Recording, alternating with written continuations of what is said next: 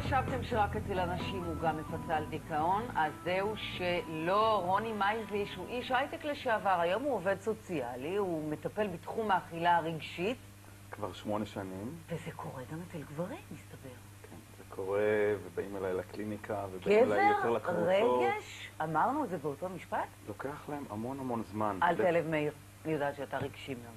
כן. לוקח להם המון זמן לעשות את החיבור הרגשי, אבל ברגע שהם בעצם נזכרים, ומתי פעם ראשונה נוצר החיבור הרגשי, זה יכול להיות בגיל 5 וגם בגיל 15, הם בעצם, מה שנקרא אצלנו, מתיישבים על הכיסא ומתחילים לדבר ומתחילים לעבוד, ולנסות לראות איך מוצאים אלטרנטיבות יותר טובות מאשר ללכת לאוכל, או לא רק ללכת לאוכל, או גם להתעסק באוכל, לחשוב על אוכל, לרוץ מתי שלא צריך לרוץ וכו' וכו', כי האכילה רגשית היא לא רק עצם האכילה עצמה, כן. ולנסות למצוא דברים אחרים במקום האכילה. במילים אחרות מגיע מישהו עם בעיית משקל לך למרפאה, אז אתה אומר, זה לא רק דיאטה, יש פה משהו מעבר לזה. נכון, ואצל גברים, קודם כל, הנושא הראשון זה להודות שיש בעיה. הרבה גברים שמגיעים אליי, בכלל לא מגיעים אליי כי הם רצו לבוא ולפתור את הבעיה. הרבה פעמים הנשים שלהם שולחות אותם, החברות, אפילו הבנות של האבות. אומרים, אבא, לך תעשה דיאטה, לך תעשה משהו עם עצמך, לך תפתור את הבעיה.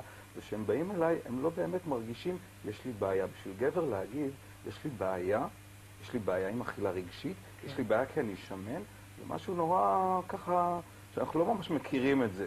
זה בעצם להודות בחולשה. אני אגיד לך, גם אצל גברים, קרס קטנה, טיפה עודף משקל, זה דווקא נחשב למשהו יפה.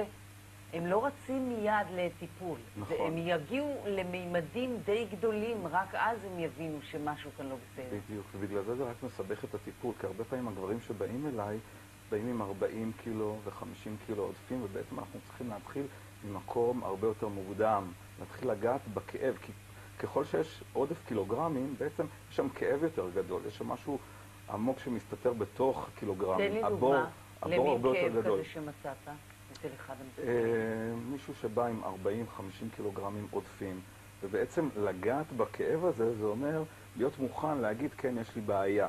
כן, יש לי בעיה שאני סוחב אותה כבר 15 שנה, אולי מישהו מהקרובים נפטר, אולי הייתה איזושהי פרידה מאוד ככה משמעותית בחיים. אולי פיטרו? אולי פיטרו. בעצם אנחנו מדברים על מעברים. בעצם בכל מיני סוגים של מעברים בחיים, גם פרידות, גם מוות, גם פיטורים, גם מעבר מארץ לארץ, אנחנו מוצאים את עצמנו באיזושהי תקופה של שינוי. הרבה מאיתנו, גם גברים וגם נשים, אבל גברים יודעים פחות טוב להתמודד עם האלמנטים הרגשיים, נלך לאוכל, נלך להתעסק באוכל, האוכל ירגיע, האוכל ימלא, האוכל קצת ייתן לנו את השקט עד הפעם הבאה. אבל מה יש באוכל שהוא מרגיע ונותן שקט? למה זה הפתרון? גם ברמה הפיזיולוגית, גם כשהיינו ילדים קטנים, נתנו לנו לאכול. עוד כשהיינו בני שנה, שנתיים, כן. באוכל באמת יש מרכיב שיכול להרגיע, לעשות לנו קצת שקט בתוך המערכת הפיזיולוגית. ומתישהו שיותר גדלנו, הפכנו את זה לאיזשהו הרגל. יותר ויותר השתמשנו והפכנו את זה למשהו שאנחנו רגילים לעשות את זה. יצרנו איזושהי התניה. קורה משהו, יש איזושהי עוצמה רגשית שאנחנו לא יכולים לבטא, זה אסור, זה מסוכן, נלך לאוכל ונרגיע. אבל אני רוצה לחזור איתך לגברים. גברים, הבעיה אצל גברים יותר, אני עושה עכשיו הכללה, כי יש גברים שיש להם אלמנטים יותר נשיים, ויש נשים שיש להם אלמנטים יותר גבריים. אבל גברים יודעים פחות לנהל רגשות. ומה זה לנהל רגשות? יותר ויותר מגיעים אליי גברים שאני שואל אותם שאלה שקשורה לרגש, הם עונים לי, אני לא יודע מה אני מרגיש, או מה זה להרגיש. אין לך את הבעיה הזאת, מאירה? משורר חייב להרגיש. יכול להיות. לא בטוח? לא בטוח. לא לגמרי בטוח. אני חושב שגברים בכלל, לדבר את השפה הזאת הרגשית, זה כאילו ללמוד עברית בכיתה א'. אני מנסה את הגברים שמגיעים אליי לטיפול, להתחיל מכיתה א', מה זה להרגיש, מה זה לנהל רגשות. בעצם אני נותן להם לגיטימציה, כן. שפה אצלי מותר להרגיש את כל קשת הרגשות. אין רגשות טובים ורגשות רעים. הכל נכון, מותר לנו להרגיש הכל.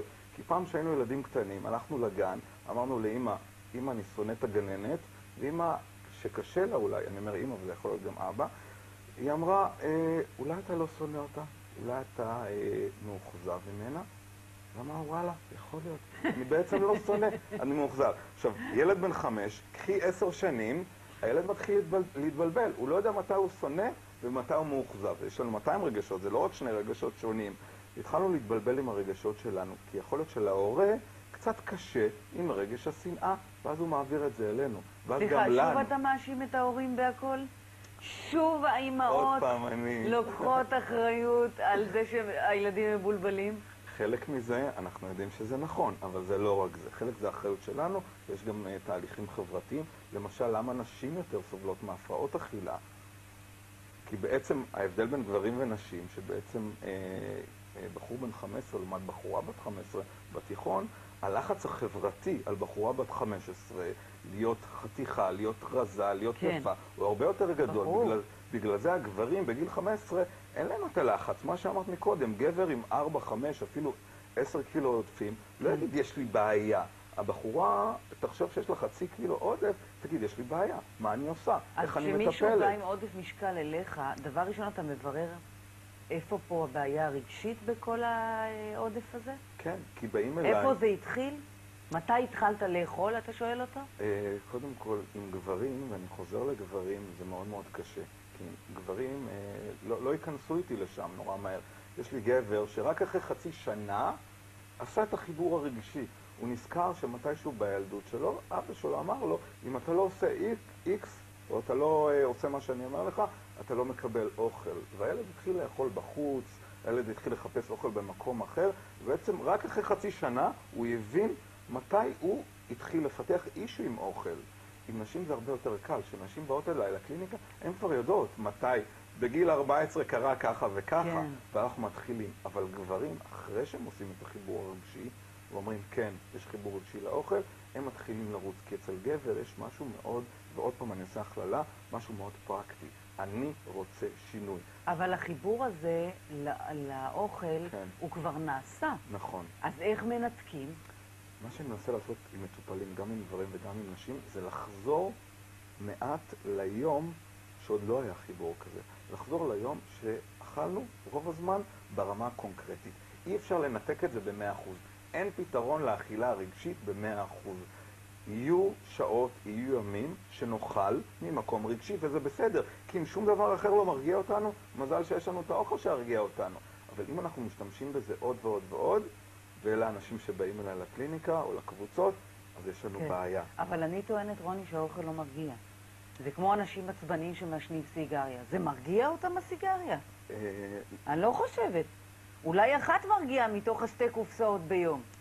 אז גם האוכל, אולי כמה ביסים, אם אתה באמת רעב, זה מרגיע לך את הבטן, אבל זה לא באמת פותר את הבעיה. אוקיי, יש מרגיע ויש פותר את הבעיה. זה יכול להרגיע לזמן מסוים, לשעה מסוימת, אבל ברגע שאנחנו משתמשים בפתרון הזה יותר מדי, אז באמת זה כבר לא עוזר. הבולמוס לא עוזר. ונוצרת בעיה אחרת, בעיית משקל. נוצרת בעיית משקל, ובעצם הגברים האלה עם בעיה של 40-50 קילו עודפים, הם כבר עשו שינויים בחיים שלהם. הם יודעים לרדת 50 קילו ולהעלות אותם. הם לא צריכים אותי בשביל זה. בשביל דיאטה, הם לא צריכים, הם עשו כל כך הרבה דיאטות בחיים. הם צריכים אותי בשביל משהו אחר. ליצור טרנספורמציה, ליצור שינוי בחיים שלהם. לדעת לנהל רגשות. איך? אוקיי, אז קודם כל, מה שהתחלתי להגיד קודם, לתת לגיטימציה, להרגיש גם שנאה, לא רק קנאה. אני רוצה להרגיש שנאה עד הודעה חדשה. אני רוצה 3 שנים עכשיו לכעוס. אני נותן למטופלים שלי לכעוס עליי אם קורה משהו בחדר. הם לא מבינים על מה אני מדבר. מה זה לכעוס? זה מסוכן לכעוס. מה אתה תעשה עליי? מה תחשוב עליי? איזה ביקורת יהיה לך עליי? אז קודם כל להרגיש הכל. ואז הרבה פעמים אני מנסה לראות את החיבור בין רגש מסוים לסטרס לאוכל. הרגש מסוים, הרבה פעמים יגידו לי, אני אתמול כעסתי והלכתי לאכול ענבים. ואני אומר, רגע, בוא נלך לכעס. בוא נראה מה קרה באותו יום או יום לפני. מה זה הכעס הזה? והרבה פעמים הם יגידו לי, לא, אני נזכר ששלשום בעצם לא כעסתי, השפילו אותי. זאת אומרת, אני צריך לנהל את רגש ההשפלה, כי בעצם יומיים הרגשתי השפלה. לא עשיתי עם זה כלום, צברתי, ובסופו של דבר אכלתי. זה צריך לדעת, לזהות את הרגש האמיתי, ואז להבין, למה ברגע מסוים הרגשתי השפלה ולא הרגשתי משהו אחר. ואז השלב האחרון של ניהול רגשות זה לתקשר. ברגע שהבנתי איזה רגש עומד שם, אני צריך לבוא לבן אדם ולתקשר בצורה אסרטיבית, אני מרגיש מושפל. וללמוד תקשורת אסרטיבית זה דרך. כן. אבל ברגע שלומדים את זה, אז אפשר לעשות את הניתוק אולי בין הרגש לאוכל ולנהל את זה לכיוון אחר. אני לא יודע אם ניתוק, כי ניתוק זה ככה קונוטציה שלילית, אני אומר שליטה. בוא, במקום שהאוכל ינהל אותנו, אנחנו ננהל את האוכל, ומה שאני עושה עם האנשים בהדרגה, כי מה שאמרת מקודם זה נכון לגבי הבור, שום דבר, האוכל לא ימלא את הבור. אני מנסה עם האנשים להקטין את הבור שלהם. זה העבודה. להקטין את הבור, מאיר, תזכור, זה משפט טוב. להקטין את הבור, זה תהליך שאפשר לעשות. זה לוקח... למלא את הבור, בוא נגיד, זה הכותרת. למלא, אף פעם הוא לא יתמלא לגמרי. בגלל זה אני אומר, בוא נקטין, ואז נצטרך פחות אוכל כדי למלא אותו, כי הוא יהיה בור יותר קטן. ואז זה יקרה לנו רק מדי פעם שנאכל אכילה רגשית, וזה בסדר, מדי פעם אכילה רגשית. לא קרה שום דבר. אני רוצה לדבר איתך על עוד משהו ברמה הקוגניטיבית, על מחשבות חלופיות. הרבה פעמים אומרים לי, אני כל הזמן, יש לי מחשבות רצות על אוכל. למשל, מחשבה, מישהי מיום ראשון חושבת על מה לבשל לילדים שלה, וזה מטריף אותה. יש לה 40 מחשבות כאלה כל יום, זה מעסיק אותה כל השבוע, והיא באה אליי, אומרת לי, רוני, די, אני לא יכולה לחשוב על הדברים האלה. ואז אני שואל אותה את השאלה הכי פשוטה. אולי מיום ראשון, תתחילי לחשוב מה את לא מכירה בילדים שלך, מה בא לך ביום שישי סביב השולחן, לשאול אותם על החיים שלהם. כן. ואומרת, לא חשבתי על זה, כאילו ממש גאון, כאילו מה אמרתי. ותמיד, הרבה פעמים, לא תמיד, מאחורי המחשבה על האוכל, יש מחשבה קצת יותר מורכבת. ואנחנו לא רוצים לגעת במחשבות המורכבות. גם את זה אפשר ללמוד. אפשר ללמוד. כמה מתוך אלה האנשים שהם שמנים הם אנשים שפוטרו? יש כאלה. יש כאלה, זה משבר. גם שפוטרו, כן. גם פיטורים, זה משבר. שגורם להליכה אל המקרר. ובגדול, דיאטות אנחנו עושים כי אנחנו רוצים לשלוט. ומה שאני מנסה ללמד אנשים, גברים ונשים, שלא תמיד אנחנו יכולים לשלוט במציאות שלנו. כי יבוא יום שיהיה שינוי, ומה אז נעשה? איך אז, ביום שיפטרו אותנו, גם אז נצליח... בשביל זה הבאנו את טל. גם אז נצליח לפתור קלוריות. כדי לשלוט בדבר הזה. שלום לעורכת הדין טל קרת. תודה רבה, רוני, על הדברים האלה. פיטורים, משהו די נפוץ לאחרונה. לא כל כך רע לאחרונה, כבר אנחנו מדברים כמעט שנה אחרונה.